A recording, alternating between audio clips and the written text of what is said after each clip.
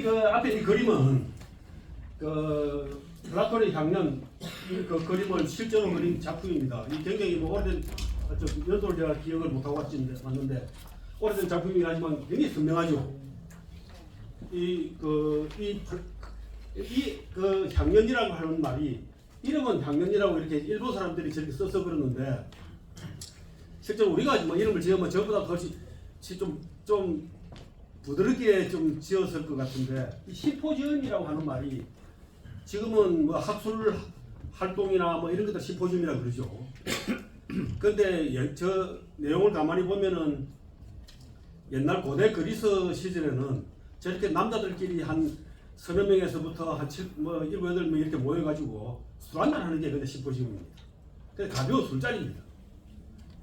가벼운 술자리인데 저기 술자리에 모여가지고 이야기를 하다 보니까 이 대화를 하면서 그 대화 내용이 사뭇 그 철학적인 이야기가 되기도 하고 그래서 그런 것들을 끌어모아서 만든 것들을 우리가 대화편이라고 합니다.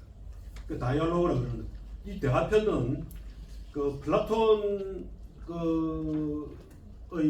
플라톤이 쓴 대부분의 책들이 아주 소수의 몇 개를 빼놓고는 대부분의 책들이 전부 이 대화편입니다. 그 대화식으로 이야기를 이어나간다는 거고 또 그 대부분이 전부 주인공이 그 소크라테스입니다.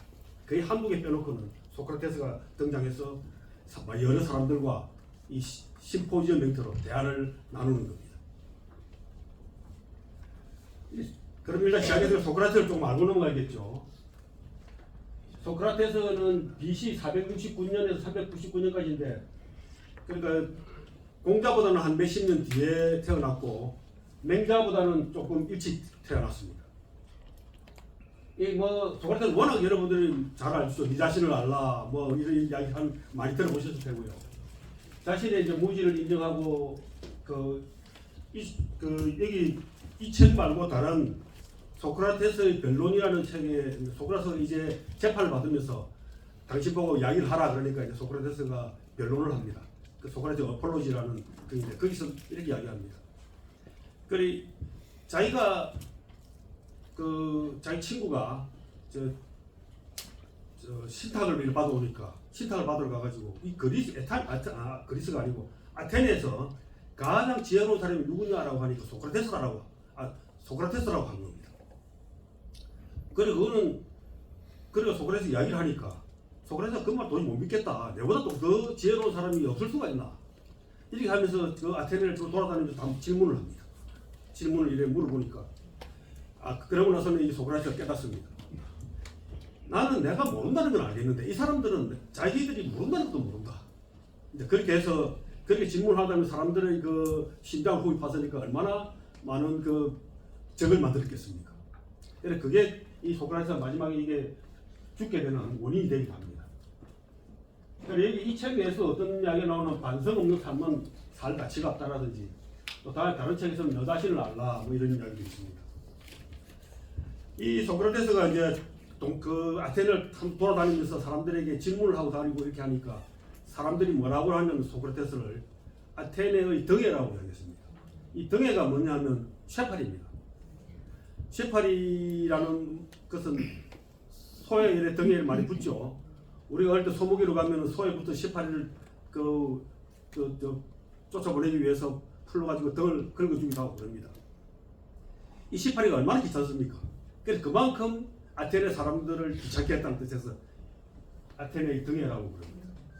그래서 나도 이쪽 폼나게 나도 이 창원의 등해라고 해볼까 라고 생각했는데 그렇게까지 여러분들 귀찮게 하려면 제가 더 고생을 많이 했기 때문에 그건 안 하기로 했습니다. 소크라테스는 70세에 죽습니다. 70세에 죽습니다. 죽은 쟤는 시를 모독하고 청년을 타락시켰다라고 이렇게 이야기하는 건데 이 청년을 타락시킨 청년이 두 명이 있는데 그 중에 하나가 자기 제자 알키비아데스인데 이 마지막 점에 가면 이 알키비아데스가 활약을 합니다. 이 소크라테스의 대화법은 가장 이걸 삼파술이라고 그냥 문득거려서 이야기하기도 하는데 이 삼파술은 그냥 질문을 주로 하는 것이고요. 질문을 해서 상대방이 스스로 깨닫고 말하게 만드는 겁니다. 그래서 대화편을 대부분을 보면 소크라테스가 아주 그야말로 지혜롭게 상대방의 답을 이끌어냅니다. 그런데 이 사방 그 중에 하나 반어법이라는 게 아이러니라고 있습니다. 이건 항상 의문을 제기해요. 그게 왜 그렇지? 이렇게 좀 묻는 겁니다. 이야기를 하면 그래서 반론도 제기하지 않고 그냥 자기가 상대방이 말한 것에 대해서 의문을 제기하는 방법이 이 반어법이고요. 또 한 가지가 오늘 이야기 나올 텐데 앨런 포스터라고 있습니다. 반박법입니다. 상대방의 말에 모순을 집어냅니다. 모순을 집어내면서 그 대화를 이끌어나가는 방식입니다. 그래서 이걸 다 뭉뚱그려가지고 삼파술이라 하기도 하고 모순을 주로 짚는 것을 앨런 포스터, 그리고 의문을 제기하는 것을 아이러니라 합니다. 책 중에 보면 이제 저런 기법들을 다양하게 써가면서 이 상대방에게 무언가를 나는 이렇게 생각하니까 내 말이 옳으니까 내 말을 들으라고 한 것이 아니라 상대방이 스스로 자기의 궁금했던 점을 스스로 알아내거나 자기의 모순점을 스스로 찾아내거나 또 그 의문점이 되는 상황을 스스로 알게 하는 만드는 그런 방법이 있습니다. 플라톤은 428년에 태어났고요. 소크라테스보다는 이제 몇십 년 젊죠. 아주 아테네 명문가고 자기 형도 이 책에 간혹 나옵니다. 소크라테스의 제자로 이제 철학의 길에 들었었는데 소크라테스 죽고 나서부터 굉장히 충격을 받았습니다. 그래가지고 이제 저 여행을 떠납니다. 그래 아테네를 떠나가지고 이탈리아, 이집트 쭉 여행을 하고 또 그러고 책도 그때 다니면서 책을 씁니다. 그 책이 대학교에 굉장히 많습니다. 돌아와가지고는 아카데미아를 설립을 하고요. 세계 최초의 대학교입니다. 아카데미아는 제가 가봤으면 저게 접니다. 그 아카데미아의 흔적만 있고 지금 아무것도 없습니다. 그래도 우리가 저기 아테네 가서는 그래도 여기 왔는데 아카데미아의 원턴 가봐야 되겠다. 그래가지고 아무것도 없는 곳에 가서 앉아있다 왔습니다. 그리고 시칠리아라는 데 가서 자기가 이 국가라는 책을 썼는데 더 퍼블릭 국가라는 책에서 나온 이상국가에 관한 이야기가 많이 나옵니다. 그래서 자기가 가진 이상국가를 시칠리아에서 한번 실현해 보겠다. 실험을 한 거죠. 그래서 실패하고 돌아왔습니다. 이 플라톤의 제자는 아리스토텔레스입니다. 그래서 소크라테스, 플라톤, 아리스토텔레스로 이어지는 이 철학의 세 성인이 사실상 서양 철학의 정통을 이렇게 세운 겁니다. 태어난 해와 죽은 해가 이렇게 헷갈리는 것은 어디 죽은지 잘 몰라서 그런 겁니다.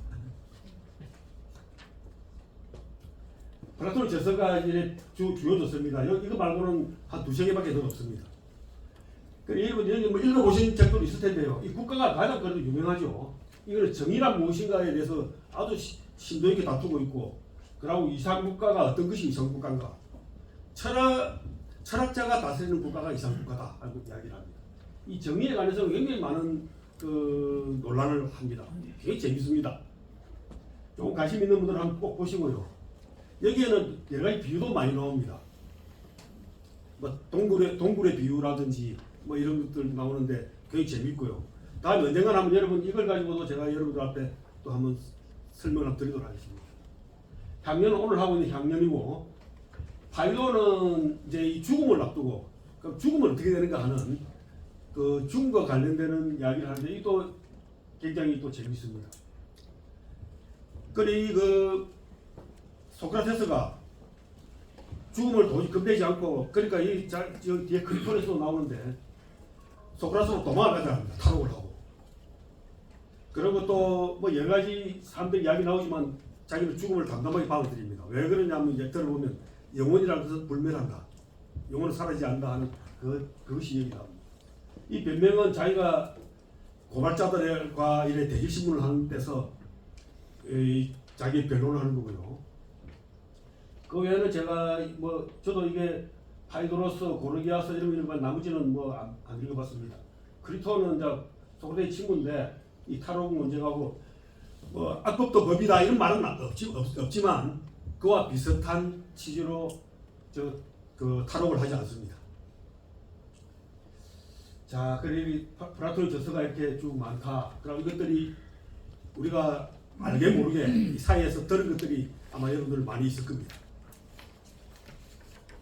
그래서 이게 서양 철학은 사실상 플라톤 사상의 각주에 불과하다 이렇게 이야기하는 사람도 있습니다. 그러니까 서양 철학이 플라톤에서부터 출발했기 때문에 그 서양 철학에서 나오는 모든 뭐 논란이 되는 많은 이야기들은 죽음이든 정의든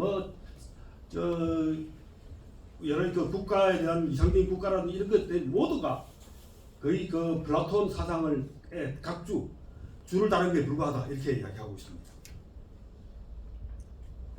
목소리가 다소 까칠해지죠. 갈수록.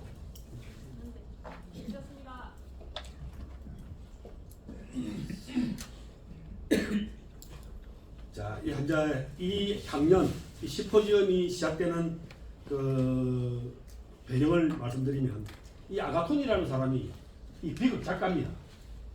비극 작가인데 비극 경연대회가 참 이 시대에 그 410 몇 년 된 이 BC 거니까 지금부터 2400년도 이상 된 거죠.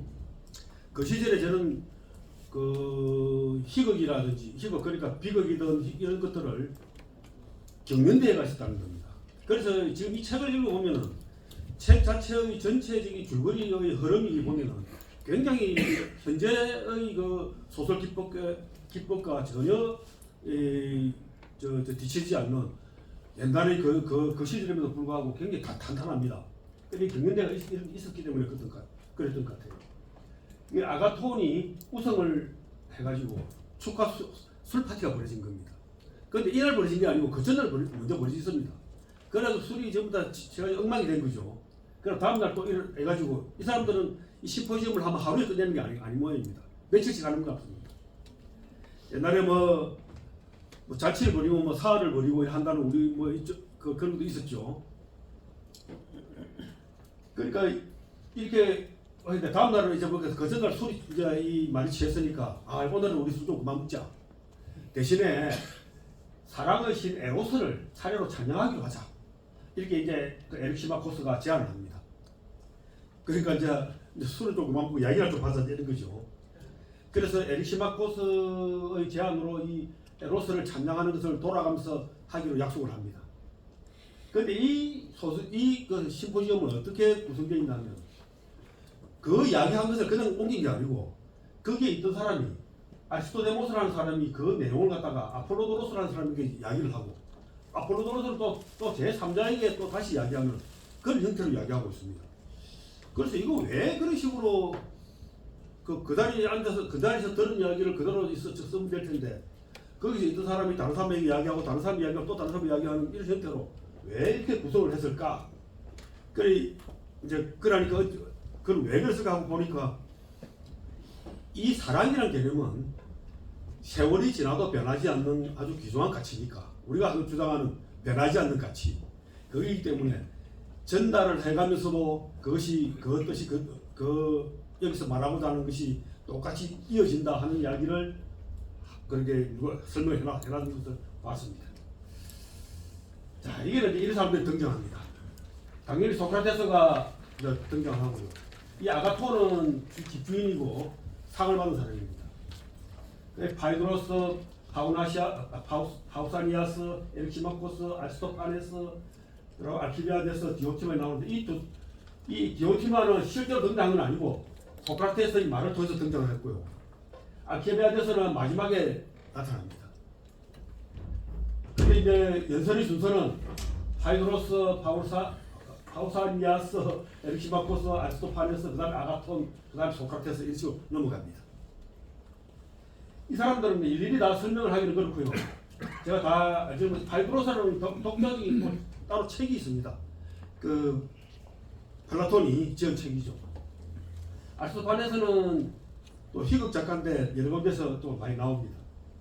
알키비아데스는 제가 다음에 좀 더 설명 더 드리고요. 이 사람들은 이렇게 5명이 이렇게 그 연설을 합니다. 이렇게 정리하는 거는 제가 한 게 아니고 챗GPT에게 맡긴 겁니다. 그래서 지금 여러분들 요거 지금 나중에 제가 설명을 듣고 나서 다음에 이 사람들이 무슨 이야기를 했던가 하는 것을 다시 확인할 때 돌아와서 다시 보시면 됩니다. 자, 근데 에로스라고 이야기하면 딱 그 사랑의 신 에로스에 대해서 에로스를 찬양한다 이렇게 이야기했지 않습니까? 그건 우리가 아는 에로스는 뭡니까 일반적으로? 미의 여신 아프로디테의 아들이고, 그리고 굉장히 장난꾸러기고 날개가 달려 있고 그 화살을 가지고 다니죠. 활을 가지고 다니죠. 그래 어떻게 합니까? 누군가에게 쏘면 어떻게 됩니까? 사랑의 병이 걸리게 되죠. 그래서 사랑을 하게 됩니다. 그러니까 이걸 에로스를 그리스 신화에서는 에로스라고 하는데 로마 신화로 가면 어떻게 됩니까?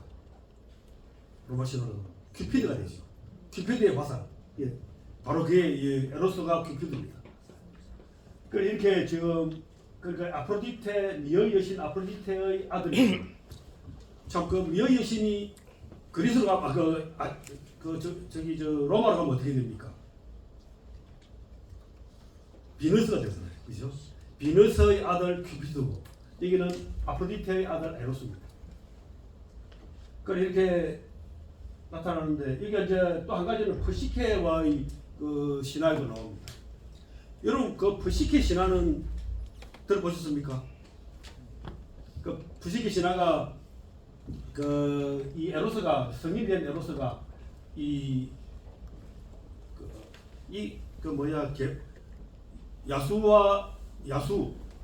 미녀와 야수 그것의 원래 근본 모티브가 되는 그 내용이 이 에로스와 프시케입니다. 자, 그리고 원래 이랬는데 여기서 오늘 이야기는 여기 이 아프로디테의 아들이라는 이야기는 아프로디테의 아들이라는 이야기는 전혀 안 나옵니다. 그 당시에도 이 에로스라는 존재가 아프로디테의 아들인지 아닌지는 그 당시에 그렇게 정립되어 있던 이야기가 아니었을 수도 있습니다.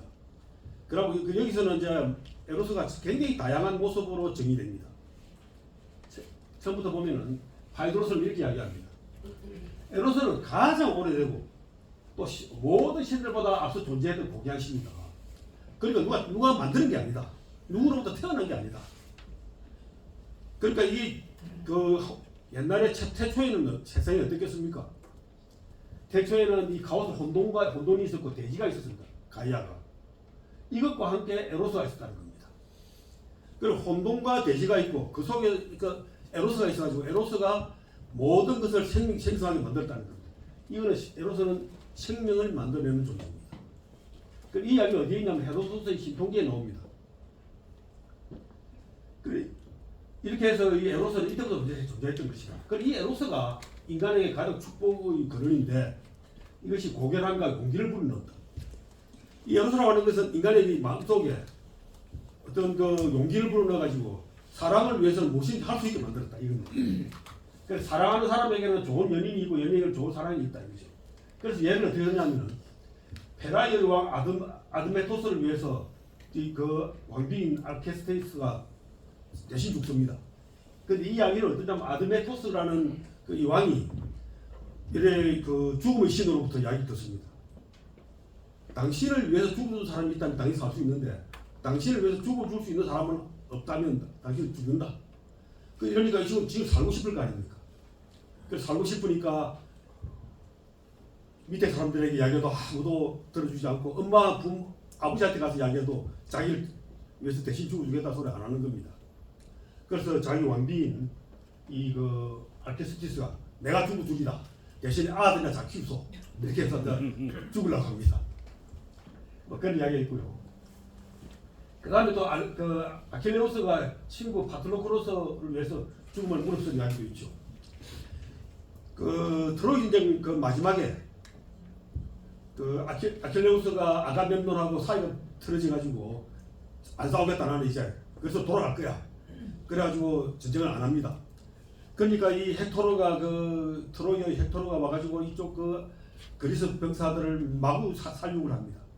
그러니까 이 아킬레우스의 가장 친한 친구 파트로클로스가 아킬레스의 헬멧과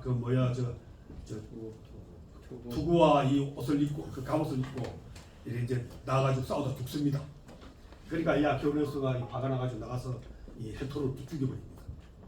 그렇게 이제 하는데 사실 이것도 이 사랑하는 친구 파트로클로스인데 이 당시에는 동성애라는 것이 좀 보편화되고 아마 여기 나오는 장면이 그 묘사하는 걸 보면 동성애의 그 관계였을 거로 보입니다.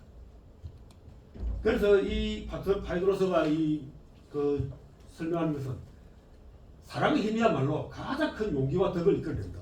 이기 때문에 인간이 이 문명을 이끌어온 것이다 하는 설명을 하는 것이죠. 그 다음에는 참 영어 설명을 다 하죠. 이 아케스티스가 여기 있고 이 죽음의 신 여기 그렇게 있습니다. 죽음의 신을 막아서 온 사람은 헤라클레스입니다. 헤라클레스가 이 아드메토스의 그 왕한테 놀러 왔는데 그 이야기를 들어보니까 이 아케스티스가 이 죽음의 신에게 끌려가게 돼 있다는 겁니다. 그럼 내가 죽음의 신을 막아주지 이렇게 막아주고 있는 겁니다. 이런 장면 참 이런 거를 예술로 남겨놓은 게 대단한 거죠. 그래 방금 죽음의 신이 타나토스인데 우리 정신분석학자 프로이트는 이 에로스와 타나토스 이걸 가지고 이렇게 정신분석학적으로 활용을 했습니다. 사람은 마음속에 우리 에로스적인 본능과 타나토스적인 본능이 되게 공존하고 있다. 에로스적인 본능은 생존하고 사랑하고 번식하고 창조하는 이런 것이 있다면 또 한편으로는 이 에로스라는 것과 함께 이 타나토스의 본능은 뭐냐? 죽음과 해체를 향한 본능이다. 자기 파괴적인 본능이다. 쉽게 말하면 죽고 싶다. 아니면 남을 정화하고 파괴하고 이런 어떤 그런 타나토스적인 본능이 들어있다. 이 두 가지가 항상 경쟁을 하고 싸우면서 서로 우리 인간의 죽음을 유지시킨다. 우리 겉으로 보고는 아주 사람에게 상냥하고 좋고 부드러우면서도 속으로는 또 그런 마음을 가지고 있죠 다. 아니라고 그러시면 안 돼요. 그렇다 하는 겁니다. 이 프로이트가 정신분석적으로 이렇게 이 언어를 이용했습니다. 그 다음에 이제 파우사니아스가 나옵니다. 이쪽에 이름 들을 때마다 내가 씁니다. 파우사니아스. 여기다가 이제 이 친구는 도덕적인 판단을 하나 더 넣었습니다. 앞에 것은 세속적이고 좀 속된 에로스가 있고 이것과도 더욱더 고품위의 어떤 신성한 천상의 에로스가 있다. 그래서 이 세속적 에로스와 천상의 에로스가 있는데 이 세속적 에로스는 우리 육체적 쾌락만 즐기는 것이고 천상의 에로스는 덕을 추구하면서 영혼의 아름다움에 초점을 맞춘 고결한 그런 어떤 교육적인 사랑이다 이렇게 이야기한 겁니다. 그래서 이것도 아주 교과서적인 설명이고요. 그 다음에 이제 나온 이 에릭 시마코스가 이렇게 이야기합니다. 이건 좀 너무 넘어갑니다. 어디가 이 에로스라고 하는 것은 균형이다. 우주 전체의 조화 균형을 이루는 원리다. 그래서 우리 사람이 몸이 아플 때는 좋은 에로스가 작용을 하는 것이고 조화로운 에로스가 몸이 아플 때는 지금 질천 감기가 걸렸을 때는 조화롭지 못한 에로스 이 질병이 좀 덕체를 부려가지고 사람을 불편하게 만든다 하는 겁니다. 이 양반이 의사이기 때문에 이런 소리를 좀 하고 있는 것 같아요. 그런데 이 이야기를 하니까 다 사람들이 에이 그거 가지고는 우리 에로스라는 사랑이라는 것을 다 설명하지 못해 이래가지고 이제 비판도 받습니다. 그래서 여하튼 이 에로스라고 하는 것은 이 코스모스 전체 우주 전체를 어떤 관장하는 전체를 규율하는 어떤 하나의 원칙이다 이런 겁니다. 아무래도 이거 목소리가 깔깔해가지고 여러분들 불편해 드릴 것 같은데 좀 더 그렇게 들으십시오. 그게 뭐 듣기 거부하지 않습니다. 그렇습니까? 예. 박수 한번 쳐주십시오.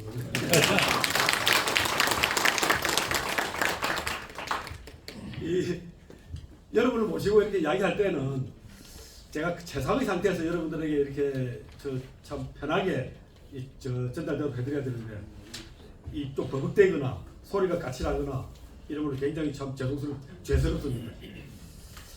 제가 좀 좀 이상하게 한다 싶으시면 밝게 미소를 지어 주십시오. 그 다음에 이제 아리스토파네스가 나옵니다. 이게 참 여러분 오늘 이거 다 다른 걸 다 읽어도 아마 이거는 이 양반이 한 이야기는 잊지 못하고 아마 잘 기억해 가실 겁니다. 기억하라는 이야기는 아닙니다. 그렇게 기억할 만한 이야기는 아닌데 이 양반은 희극 작가력인데 그 신화의 형태를 이야기합니다. 옛날에 사람이 세 가지 종류의 사람이 있었다. 남자, 여자, 그리고 이 자웅동체형 이게 있었다는 거예요. 그 인간은 어떻게 되냐면 머리도 두 개고 팔은 네 개고 다리도 네 개고 그런데 이 완전한 구형처럼 둥근 공처럼 생긴 그런 존재였는데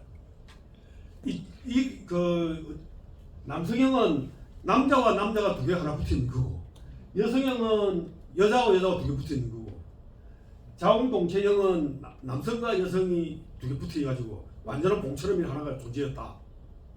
그런데 이렇게 붙어 있는 이 존재들이 너무 막가 힘이 강한 거예요. 너무 힘이 강하니까 이 제우스가 이 도저히 안 되겠다. 이런 전부 쪼개라 해서 발로도 다 쪼개버린 겁니다. 지금 여러분들이 다 이제 여러분들이 그 반쪽을 다 찾으셨죠. 결혼하셔가지고 그렇게 해서 인간은 그때부터 끝없이 자기가 잃어버린 반쪽을 찾아가고 헤매다가 그렇게 헤매서 살고 있는 게 결혼이라는 겁니다. 들어보셨습니까? 예, 그냥 우리가 자기 잃어버린 반쪽이라는 말이 여기서 나온 말입니다. 그러니까 이렇게 하면 원래 이렇게 해도 막 구형처럼 생겨서 가지고 너무 오만하고 강력해서 그랬다는 거예요.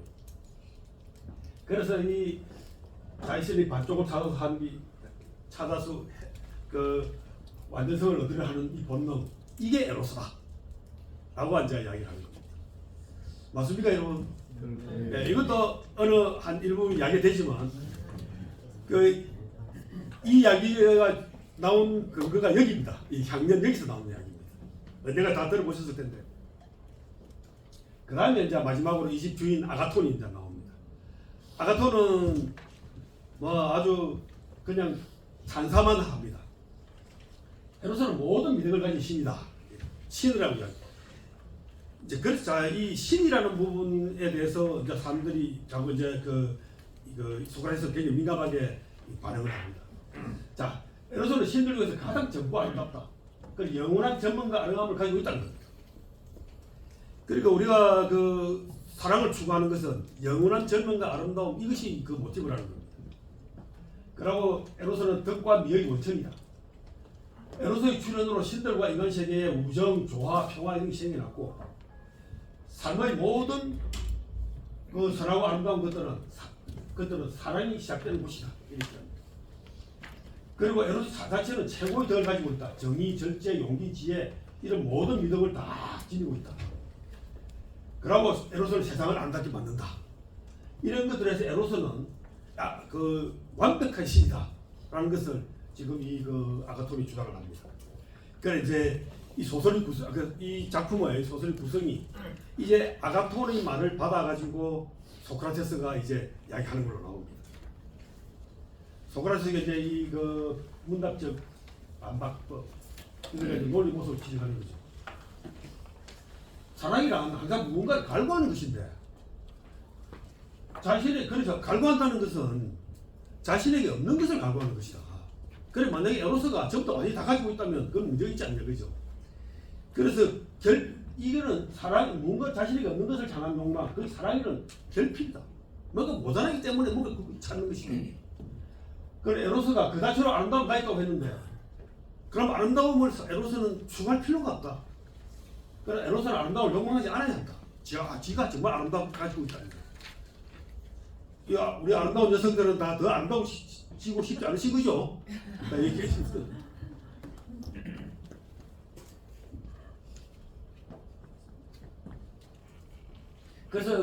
그런데 에로스가 아름다움과 선함을 욕망한다는 사실은 자명하다. 그런 에로스는 아름다움과 선함, 이 결연된 존재여야 합니다. 따라서 에로스는 아가톤이 말한 대로 그다처럼 완벽하고 아름다운 신일 수가 없다. 이제 이해가시죠? 결핍되지 않는 사람이 그것을 그렇게 열정적으로 추구하지 못한다는 겁니다. 그래서 이제 아가톤은 자기가 틀렸음을 인정하고 그래서 소크라테스는 이 과정을 통해서 에로스가 단순한 신이 아니다. 결핍에서 비롯된 추구의 힘이다. 모자라기 때문에 무언가를 갖고자 하는 추구하는 그 힘이다라고 이렇게 이야기합니다. 이거는 이제 우리가 이 전체 심포지엄이 이 학년이라는 것이 이야기하고자 하는 사실은 궁극의 말이 아마 저는 이거라고 생각합니다. 우리가 살면서 뭔가를 추구하고 노력하는 것들은 그것이 없기 때문에 하는 겁니다. 그래서 만약에 충분히 풍부하게 있다면 더 지상 추구하지 않게 되죠. 그래서 너무 풍부한 것은 오히려 우리 삶에 가장 치명적인 도움이 된다는 이야기입니다. 이 이야기를 좀 더 계속 나올 겁니다. 그러면서 이제 소크라테스는 이제 이야기를 합니다. 이제 소크라테스가 이제 사랑에 대해서 에로스에 대해서 이야기를 해야 되죠. 그런데 자기 이야기를 하는 게 아니고 남의 이야기를 합니다. 만티네이아의 현자 디오티마가 내한테 이렇게 가르쳐줬다. 내가 그 이야기를 들려주마 하고 이렇게 해서 사랑의 철학을 이야기를 합니다. 이게 좀 재밌는 게 이것도 아주 멋있는 그림인데 이 디오티마라는 존재가 찾아보니까 없어요. 그래서 가상의 인물일 가능성일 것이다. 만티네이아는 지역명인데 어디라고 이야기하는데 아마 디오티마라는 존재는 없었을 것이다 라고 이야기합니다. 특히 이제 이 시대에 여자들이 거의 활동을 하지 않는 시대였기 때문에 그 여자를 내세워 가지고 이 여자를 현자라 하면서 이 사람의 말을 옮겨 한다는 것도 굉장히 파격적인 그 기술사 그 방식입니다. 자, 이제 디오티마가 이렇게 이야기했다는 겁니다. 디오티마 뭐라고 하냐면 그는 신이 아니다. 신과 인간 사이를 중개하는 다이몬이다. 메신저다. 그러니까 신이라고 하는 불면의 이런 완전한 완벽한 그런 존재가 아니라 매우 뭔가 부족하지만 그렇지만 죽지 않는 그런 어떤 메신저가 있거든요. 그래서 아가톤의 주장처럼 완전한 미를 가진 신도 아니고 파이드로스의 주장처럼 태어남도 없는 신도 아니고 단순히 필멸의 운명을 가진 인간도 아니다. 단순히. 그러니까 인간은 죽어야 되지만은 이건 죽지는 않는데 완벽하지도 않고 그러고 누군가는 어디서부터 엄마 부모가 있었다. 이런 이야기입니다. 그럼 에로스의 부모는 누구냐? 포로스와 페니아라는 포로스라는 아버지와 페니아라는 엄마 사이에서 태어났다는 겁니다. 그래 부모가 있는 거죠. 그러니까 아프로디테는 아닙니다. 그래서 아프로디테가 태어난 날 잔치에 참석했던 이 포로스와 페니아 사이에서 태어났고 에로스는 페니아의 유산을 물려받았기 때문에 항상 부족합니다. 부족해가지고 뭔가 갈구하고 있는데 미와선을 갈구하는데 이게 뭐예요? 목이 계속 왔다 갔다 하는. 아버지의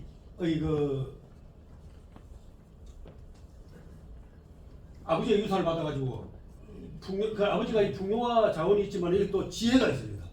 그러니까 어떤 기술 자기가 원하는 것을 얻을 수 있는 지혜가 있습니다. 목적을 달성하기 위해 영양과 자원을 구비하고 있는 겁니다. 그래서 부족하지만 항상 아버지의 자원을 따라가지고 뭔가를 적극적으로 추구하는 거죠. 그래서 미와서를 결례하고 있으면 그걸 추구하는 존재다. 그래서 철학자의 정의와 일치한다라고 합니다. 그러니까 미와선을 결례하고 있으면 미와선을 항상 추구하는 것, 이 철학의 필로소피가 필로 사랑이라는 말과 지혜를 사랑한다는 뜻이다. 이렇게 해서 설명을 합니다. 디오티마의 에로스는 이렇게 정의됩니다. 그러니까 풍요와 결핍의 부모를 사이에서 태어난 결핍하지만 언제나 끝없이 풍요를 추구하는 그러면서 얻어내는 그런 존재로 나옵니다. 자 그러면 그렇게 풍요를 끝까지 하면 풍요의 마지막 목적이 뭐였습니까? 그래서 이 풍요를 추구하는 목적이 여기서는 영생이라고 합니다. 좋은 것들을 자기가 결핍되어 있는 아름다움이라든지 미와 선 이런 것들을 많이 모으게 되면 이것을 영원히 가지고 있고 싶게 되는 거죠. 그래서 그 영생의 방법이 두 가지가 있습니다. 영생의 방법은 육체적인 것과 영혼적인 것이 있습니다. 육체적인 것은 자식을 낳아가지고 사람은 어차피 그 영원히 살 수 없으니까. 아이고 우리 신대표께서는 물 빼.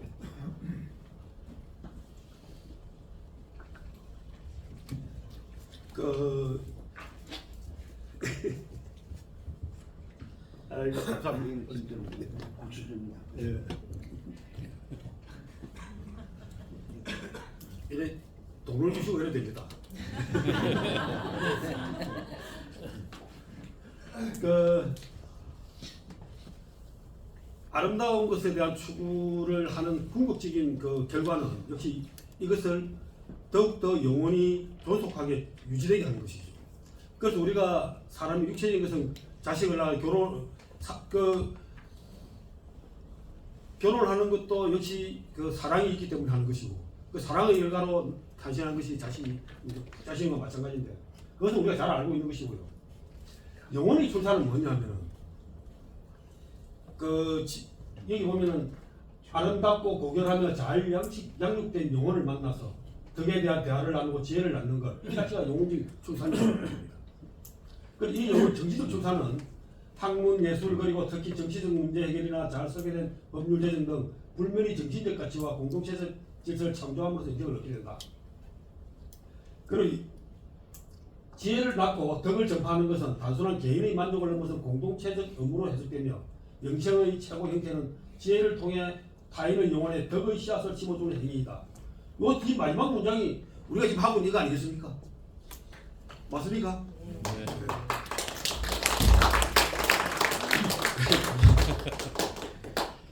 이게 지혜를 공부를 하고 배우고 하는 이 모든 활동이 여기 지금 앞에 나오는 것도 마찬가지입니다. 우리가 같이 모여 있는 게 이 영혼적 출산의 행위입니다.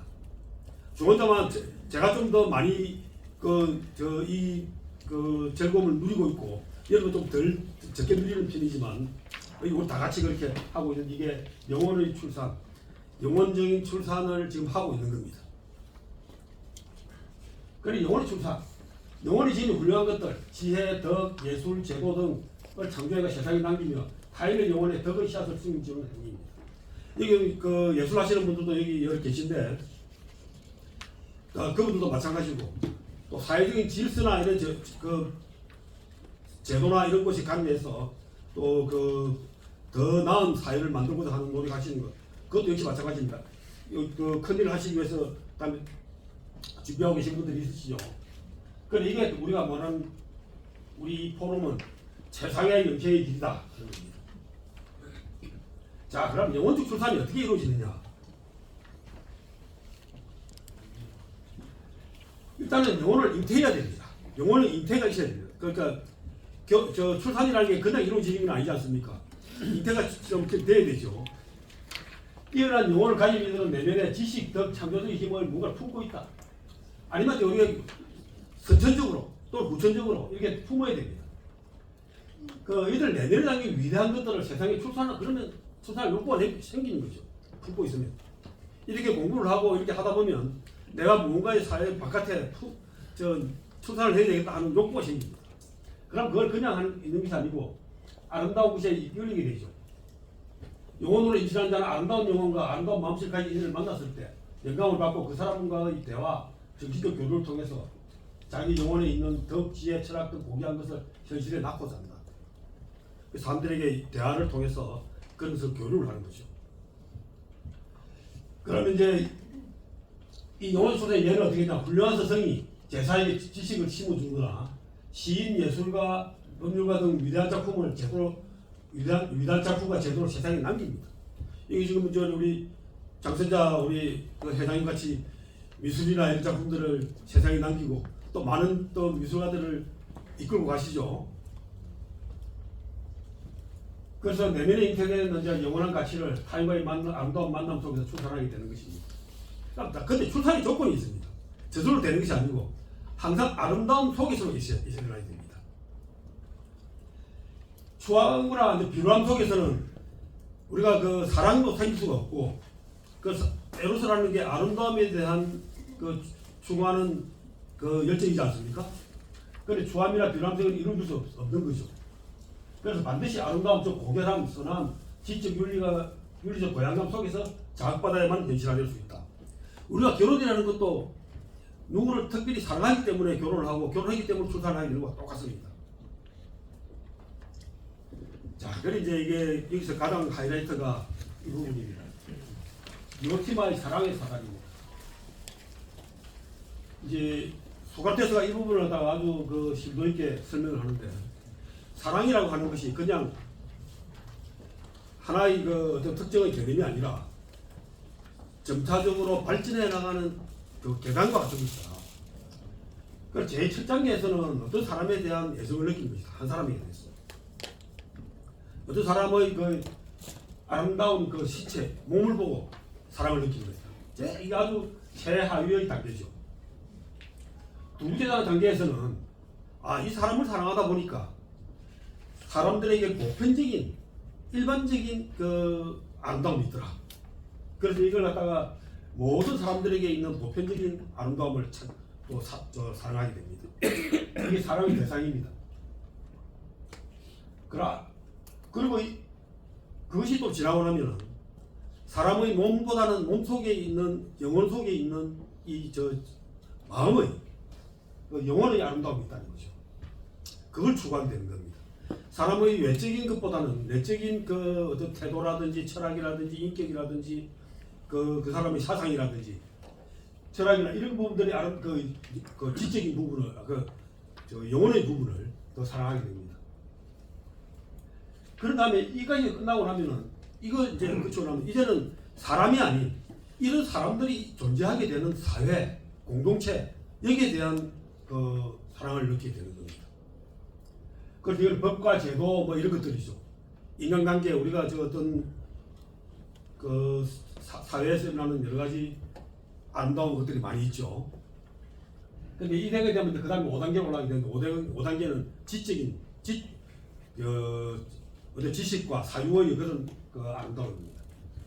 이거는 지난번에 제가 지난달 강의에서 테크네인가 아르케인가라고 할 때 이 아르케에 관계입니다.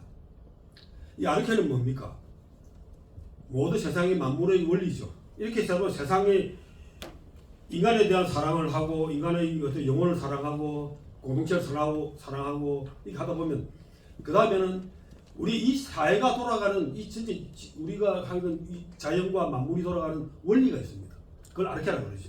지구는 어떻게 돌아가고. 그래서 이게 모든 지식과 학문, 철학의 탑으로 이어지는데 그 자체의 아름다움을 알게 된 거죠. 이게 그 수학, 과학, 물리, 천문학 이런 것과 같은 이런 사회의 어떤 우주 만물의 움직임 이런 거에 대한 애정을 갖게 됩니다. 그 다음에 단계가 이제 이게 최고의 단계인데 아름다움 그 자체라고 합니다. 이걸 이데아라고 합니다. 이게 이제 그 플라톤의 이데아론이라는 게 플라톤의 철학에서 가장 핵심입니다. 그러니까 이거는 우리가 많은 그 어떤 만물의 어떤 모든 하나의 관장을 하나의 절대적인 아름다움이 존재한다. 그거는 도를 통한 사람만이 할 수 있다. 그래서 우리가 지금 이야기한다면 아마 동양 철학에서 이야기한다면 도를 이야기하거나 그 장자나 노자에서 말하는 도이거나 아마 그런 것일 수 있습니다. 저 도는 그 아름다움은 우리가 누구도 실제로 볼 수도 없고 보이지도 않지만 모든 세상의 아름다움은 그 이데아, 아름다움은 이데아, 저것의 그림자 아니면 모방이다. 이렇게 이야기하는 겁니다.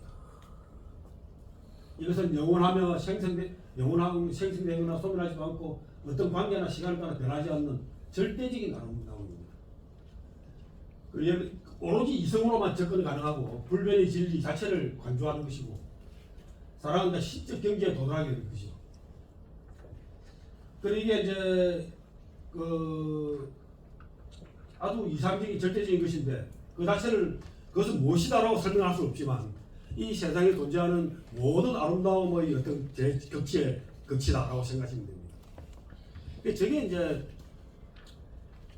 어떤 그 종교적으로는 뭐 기독교에서는 신의 경지라고 이야기할 수도 있고요. 여기서 보면 사람들한테 그래서 이걸 성장해가면서 하나 단계를 밟아 올라가면서 처음에는 특정한 한 사람에 대한 육체적인 사랑을 느끼다가 사람들이 그 이런 몸이라는 것은 전체적으로 아름다운 것이라는 건 그 다음 깨닫고 그 다음에 영혼의 아름다움, 사람의 그 인격과 철학 이런 걸 아름다움을 알게 되고 사회를 알게 되고 그 다음에 어떤 우주 만물의 흐름을 알게 되고 이렇게 되는 겁니다. 이렇게 해서 더 위에 올라가다 보면 사랑 전체를 사랑을 개념을 알게 된다는 건데 여러분들 한 어디쯤 와 있는 것 같습니까? 네. 뭐 지금 이야기 하시지 마시고. 그렇게 자, 여기서 우리가 이제 한 가지 질문이 필요합니다. 사랑이라고 하는 것이 그러니까 그냥 정적인 어느 한 단계 누구 한 사람 아니면 여러 사람 아니면 우리 사회 어떤 지식 이런 것이 아니라는 거죠. 성장해 가고 있는 어떤 하나의 과정이 동적인 것입니다. 그렇죠? 계속 어딘가에 우리가 계속 올라가고 있는 겁니다. 그렇지만 1.5단계? 뒤도 돌아보고 앞도 보고 이렇게 하면서 가고 있는 거죠. 언젠가는 1단계로 내려갔다가 어떻게는 한 3단계로 올라갔다가 뭐 4, 5단계 갔다가 왔다 갔다 하는 겁니다. 그래서 사랑이라는 것은 어떤 특정의 한 단계가 아니고 계속 동적인 상태입니다. 어떤 때는 될 수도 있겠죠. 갔다가 뒤집어 끄고 내려오기도 하겠죠. 그렇게 할 겁니다. 자, 근데 이게 우리가 그 기독교에서나 이런 데 말하는 사랑은 어떤 겁니까? 아가페적 사랑이지 않습니까? 신이 아무런 이유 없이 뭐 조건 없이 사랑을 베풀지 않습니까? 그걸 이제 기독교에서는 아가페적 사랑이라고 하는데 이 아가페적 사랑이 어떻게 다릅니까? 아가페적 사랑은 신이 그 6단계 이중에서부터 아래로 사랑을 인간들에게 베풀지만 인간은 어떻습니까? 여기서부터 죽기 살기로 노력해 올라가면서 사랑을 하나씩 자기 사랑의 등급을 높여가는 것이요. 지금도 여러분 열심히 땀 흘려 높여가고 있으시죠? 지금 이 과정이 여러분 여기 와 계십니다. 한 5단계? 4, 5단계 정도. 그렇게 뭐 나쁘지 않습니다, 여러분.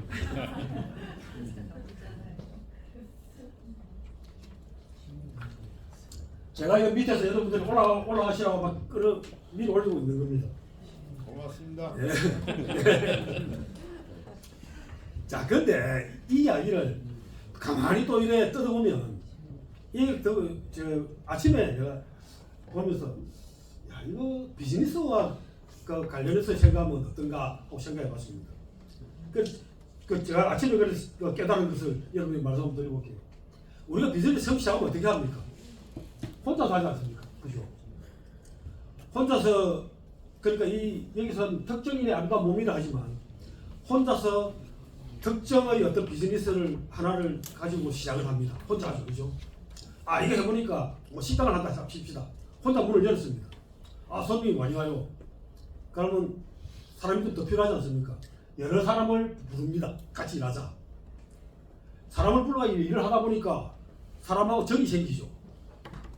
야, 이 사람들이 태도가 일을 잘하는 사람이 있고 못하는 사람이 있고 뭐 좀 성질이 더러운 사람이 있고 좋은 사람이 있고 예의 바른 사람이 있고 거짓말 하는 사람이 있고 막 이래 할 겁니다. 인간들이 참 좋은 사람들이 필요하구나 하는 걸 알게 됩니다.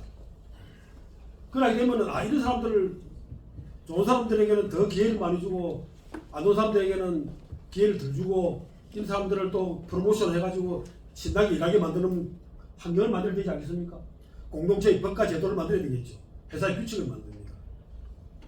그렇게 해보니까 그러니까 회사 쪽 잘 되는데 더 성장하려면 어떻게 해야 됩니까?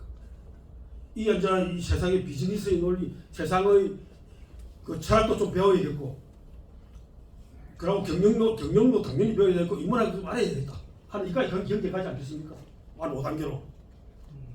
이걸 넘어가면 어떻게 되겠습니까? 세상의 모든 이 사람이 사는 도라고 하는 이런 거구나. 사람이 삶의 의미라는 게. 해서 그러니까 여기까지 5단계까지는 경영을 잘 하는 단계에 올라간다면 그 다음에는 더 큰 뭔가 철학이 존재하고 있겠죠. 이런 배품인지 뭐 아니면 더 큰 어떤 의미 있는 것을 할 겁니다. 지금 여기서도 뭐 많은 분들이 계시긴 하지만 우리 또 정식자 회장님도 와 계시지만 성공한 기업들은 굉장히 많이 베풀지 않습니까? 다 베풀죠. 여기 아주 크게 베풀고 있는 우리 몇 분들도 계십니다. 제가 이름 때문에 부끄러워하실 테니까 말씀을 안 드리겠습니다. 그분들이 다 몰려 계시네, 또 보니까. 자, 그리고 이게 사랑의 사다리라는 게 그 드라마 TV에서나 예를 들어 사랑의 사다리 하던 그런 걸 들어보셨겠지만 이 사다리 처음 보신 분 많이 계시죠? 이게 아주 여러 가지 참 다양하게 해석할 수 있는 아주 멋있는 이 테이블입니다. 자, 이 아름다운 이데아가 도대체 뭐냐? 제가 사회 그 상층에 있는 그걸 한 번 더 그냥 짚고 넘어가 보시죠. 제가 한번 정리를 해봤습니다. 이게 아이디어라고 되어 있지만 이거는 철학에서 이야기할 때 이데아라고 합니다. 우리가 말하는 그 좋은 생각, 좋은 기반한 생각, 아이디어 그거하고 다릅니다. 이데아라고 하는 것은 아주 이상적인 형태의 궁극의 그 어떤 형상입니다. 여기도 폼이라고 하는데 원형.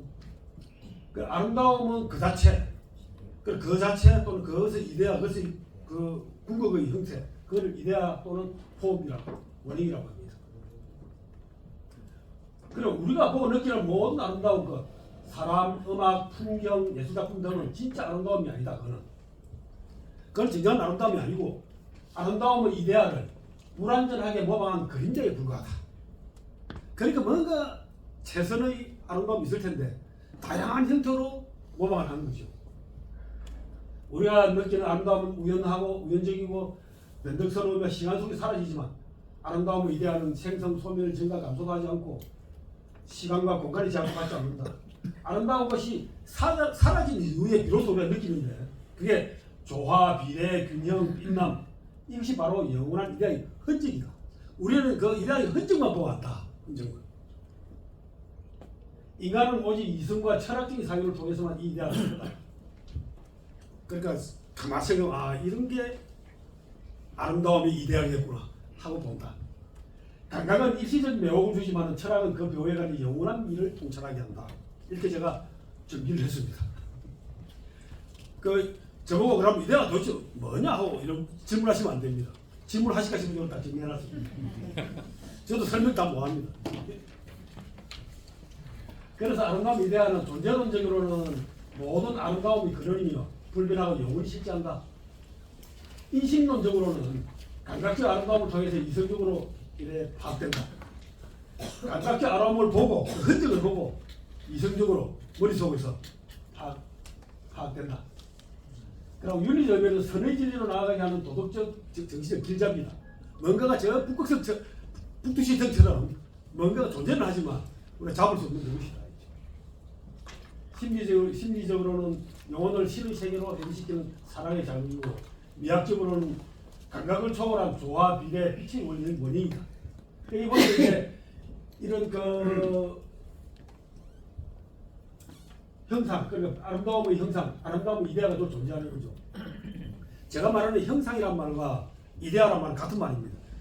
여러분들 내가 또 보면 이 플라톤 철학에 대해서 이야기를 하다 보면 좀 어떤 것 형상이라 하기도 하고 이데아라 하기도 하는데 그런 말들은 같은 말이다 하는 걸 이해하시면 되고요. 언제가 또 들으실 거 아닙니까? 근데 여기 보면 저거를 왜 저렇게 썼는지는 폼이라고 하는 건데 폼이라는 것은 그야말로 가시적인 것인데 썼는지는 아직 제가 이해를 다 못했습니다. 이게 아름다움의 이데아가 모든 그러니까 여기 보면 뭐 도자기라든지 사람이라든지 산이라든지 나무, 푸, 꽃인 대로 이래 흘러갑니다. 흘러가면 그 아름다움을 나타내기 개별적인 아름다움을 나타내게 되는데요. 이것을 가지고 다시 예술작품으로 만드는 모방을 하는 것이죠. 그래서 이거는 아름다움의 그림자, 아름다움의 모방 뭐 이런 것입니다. 그래 이 사유를 하면 머릿속에 생각을 하면 이 아름다움의 이데아는 무엇이겠다 하는 것을 알 수 있는 거죠. 여러분 앉아가지고 아름다움의 이데아가 뭔지를 이제 몇 년 이래 보여하고 연구하셔야겠죠. 설마. 자, 근데 이제 이런 이야기를 소크라테스 이야기 끝내고 나니까 알키비아데스라는 친구가 이제 난입을 합니다. 알키비아데스가 난입한 이유였습니다. 이게 이거 누가 봐도 소크라테스인 줄 알겠죠. 그래 뭐 서로 토론을 하고 있고 알키비아데스 나오는데 이 그 그리스 작품 그 그리스의 그 조각 작품들이나 여자 작품들을 보면은 이 남자들의 심볼이 굉장히 작게 그립니다. 작게 만듭니다. 왜 그런지 아십니까? 이게 저게 크면 머리가 나쁘다라고 이식하는 겁니다. 고대 그리스 사람들은. 이 알키비아데스가 아주 참 좀 독특한 친구인데요. 이 친구에 대해서 제가 좀 뭐 연구를 해서 강의자를 한번 만들어 볼까 어떨까 생각하는데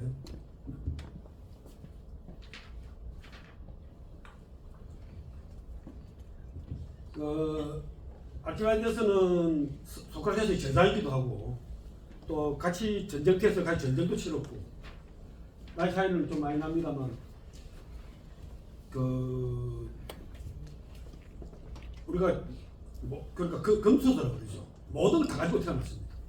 굉장히 뛰어난 재능도 뛰어나고 그리고 좋은 집안 크루고스라고 자기 삼촌이 또 아테네의 통치자였기도 하고 부잣집에 머리 좋고 너무 잘생겼습니다. 또 여자들 잘 유혹을 해요. 이런 뛰어난 친구가 이 삶이 굉장히 이상하게 보입니다. 이상하게 보인다기보다는 거의 나라를 말아먹습니다. 이게 그러니까 재능이 뛰어난 사람이 철학이 빈곤하면 어떻게 되는가 하는 걸 잘 보여주는데 그런데 문제는 이 알키비아데스의 스승이 소크라테스라는 겁니다. 소크라테스가 제자들을 정신을 타락시켰다라고 하는 이유 중에 이 친구 이름이 나옵니다. 그래가지고 이제 소크라테스의 가르침을 좀 제대로 잘 실천을 못한 거죠. 그래 이제 펠로폰네소스 전쟁 그러니까 스파르타와 아테네가 전쟁을 벌였을 때 이 친구가 아테네의 군대를 잃고 가다가 뭐 좀 잘못돼가지고 스파르타로 그냥 도망가 버립니다. 스파르타에 가가지고 아테네를 공격을 합니다. 그러다가 또 잘 안 되니까 또 저기를 스파르타 가서 스파르타 왕비를 꼬셔가지고 바람을 피우다가 잡힐까 싶어서 또 페르시아로 따라갑니다. 페르시아에 가서는 또 이 그리스 나라 두 나라를 어떻게 혼을 낼 것인지를 또 괴롭힙니다. 그래 하다가 또 어떤 기회가 돼서 다시 또 아테네로 돌아옵니다. 그래 또 장군이 됩니다. 그러다 또 다시 또 쫓겨납니다. 그 나중에 자객에게 죽임을 당합니다. 그런 친구. 이쪽으로 하나.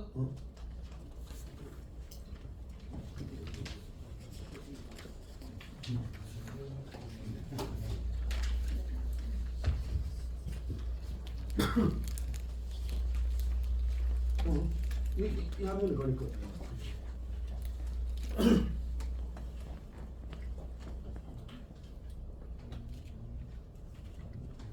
예. 금방 떠있었는데. 이제 다 돼갑니다. 요하고 다음 페이지밖에 없습니다. 알키비아데스는 와가지고 에로스 이야기를 하지 않고 이제 소크라테스를 찬양하는 이야기만 합니다. 소크라테스 찬양하는데 소크라테스를 사티로스에 비유를 합니다. 여러분 사티로스는 제가 저번에 마르시아스 예찬이라는 강의 기억나시죠? 이 마르시아스가 사티로스 족입니다. 사티로스가 어떻게 생겼습니까? 머리가 벗겨지고 다리는 말의 다리를 하고 있고 꼬리가 있고 그렇습니다. 그러니까 굉장히 못생겼는데 사티로스 이 실레노스도 사실 사티로족이고요. 이렇게 비유를 합니다. 그걸 굉장히 못생겼는데 그 못생긴 속에 이거 어디지? 오케이 저 좋고 여기 뭐가 막아 끼었나?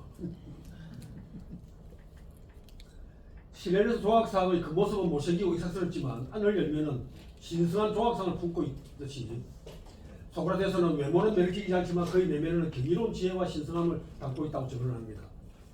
그러면서 이 아케메네스가 하도 이래 경이로운 지혜와 신성함을 느끼고 자기도 매력을 느껴가지고 육체적인 유혹을 했는데 자기가 거부당했다는 겁니다. 그 극도의 절제력, 탁월한 용기 그리고 고난에 대한 내성을 보여주었다. 그래서 소크라테스가 아케메네스 생명도 구해줬답니다.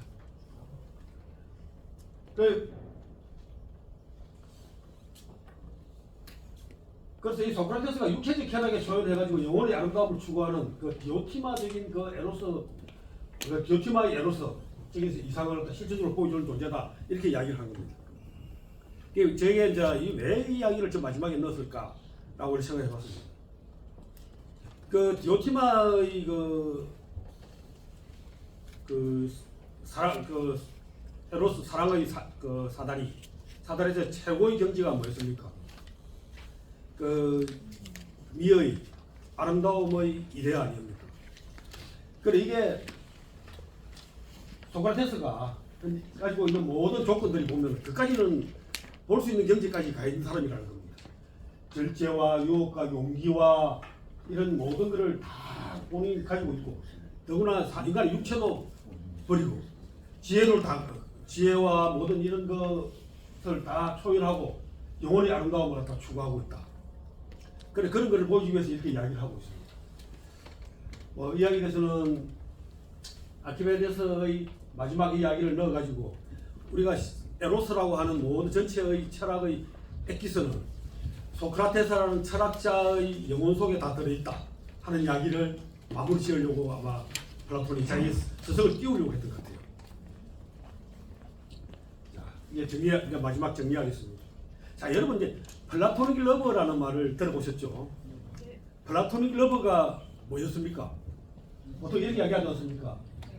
육체적인 관계가 배제된 정신적인 사랑 또는 뭐 순수한 우정 이런 거라고 이야기했는데 오늘 이야기한 이 디오티마의 사랑 이야기가 이 플라토닉 러버입니다. 그거하고 지금 여러분 일치합니까? 네. 전혀 다르죠? 전혀 다른 이야기입니다. 자, 일단 이거 한번 정리해보죠. 사랑은 결핍에서 비롯된 추구의 힘이다. 사랑은 결핍과 풍요 사이에 존재한다. 결핍은 사랑의 필요 조건이다. 그래서 풍족한 것은 결코 풍족한 곳에서는 사랑이 나타날 수 없다. 그래서 이 사랑을 다른 말로 우리가 비즈니스에 대한 그 열정이나 이런 것들도 어떻습니까? 우리가 뭔가를 다 이루었다고 생각할 때, 적이 없다고 생각할 때, 이거는 이제 더 이상 열정이 안 나오는 거죠. 그러니까 두 번째, 사랑의 목표는 상대방이 아니라 상대방을 사랑의 상대를 추구하는 것이 아니라 불멸이나 영생을 향한 욕망이다. 그래서 사랑의 결과는 출산이다. 이 출산은 영혼의 출산이냐, 육체적인 출산이냐 하는 차이가 있겠죠. 그다음에 플라토닉 러버는 금욕이 아니라 진정한 아름다움을 발견하기 위해 하나씩 오르는 체계적인 사다리다. 그러니까 플라토닉 러버는 어떤 동적인 상태다. 끝없이 더 높은 경지의 사랑을 찾아가는 그 동적인 상태다 하는 겁니다. 그 다음에 궁극의 사랑은 철학을 통해서 볼 수 있는 아름다움의 이데아를 보는 것이다. 그래서 언젠가는 여러분들 이것을 아름다움의 이데아를 보는 계기가 있으시길 빕니다. 이미 실천하고 계신 분도 많이 보시고. 네. 이상입니다.